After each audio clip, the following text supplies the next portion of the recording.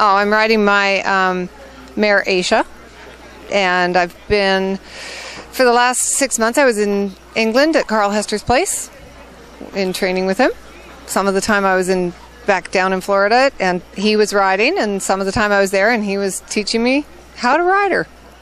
And how is she as a student? Well, she's pretty obedient now. No, she's great. You know, I mean, for somebody like me to work with another Grand Prix rider is really a dream. You know, it's actually not that difficult because, you know, we're, you know, training horses on the same level.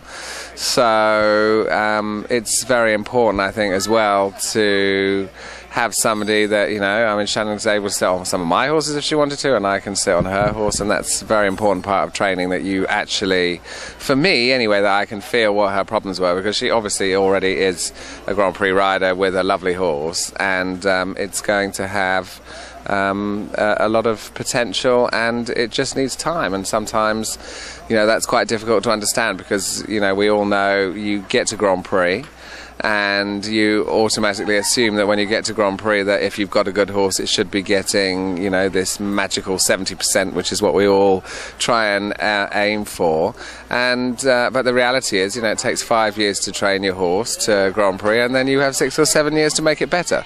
And that's something that's not very easy to remember when you have something as big as like the Olympics coming up, because things have to happen very fast. And you know, I think that the mare has huge potential. I love her, which obviously helps, as does Shannon. And it's just, you know, the speed at which you can go at, and obviously you can only go as fast as your horse is ready to go. But it's coming together quite quickly, I think, now. I mean, you can see, certainly when you watch the test, you can see highlights. But, you know, that still obviously doesn't take away the disappointment if you still don't get that score. You know, that's still going to happen. But I always think it's great to know that, you know, you are working with a horse that's capable of those scores. So, you know, when you actually can accept that, then things are a little bit easier, aren't they? Yeah, they are. You are, yeah.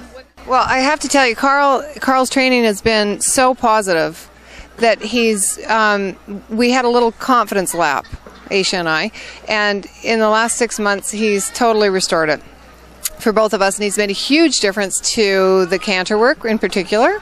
But, you know, probably the biggest thing is he's gotten me to shorten my reins. Isn't that true?